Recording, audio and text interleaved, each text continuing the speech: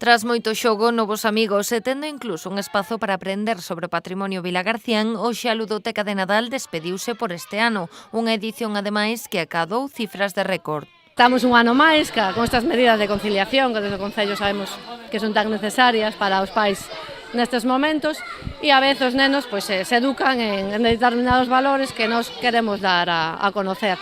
Este ano a Ludoteca tratou sobre o patrimonio histórico de Vilagarcía, fixeron unha viaxe no tempo, por eso hoxe entregamos este libriño dos bolechas no Castro Alobre, que xa a través dos coles fora entregado. Foron 31 os rapaces que puideron acceder a esta actividade. O Concello toma nota da crecente demanda e xa anunciou que aumentarán as prazas en vindeiras edicións. Afortunadamente parece ser que hai un repunte, non, nos pais que están traballando e que demandan esta medida de conciliación e, este ano detectamos que hubo unhas 20 familias que puderon quedar fora.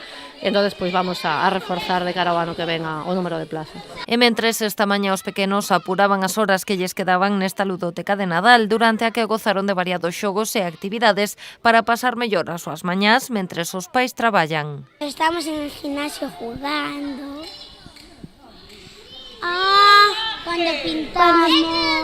Me gustó el gimnasio, trabajar, jugar. Una voz con tiritas, con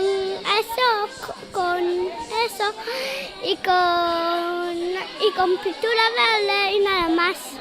Vamos al gimnasio y jugamos colchoneta. A despedida foi tamén por todo o alto. Ata o centro de Escardia chegouse un paxe real dos Reis Magos, preparado para recoller todas as peticións que aínda teñan os máis rezagados.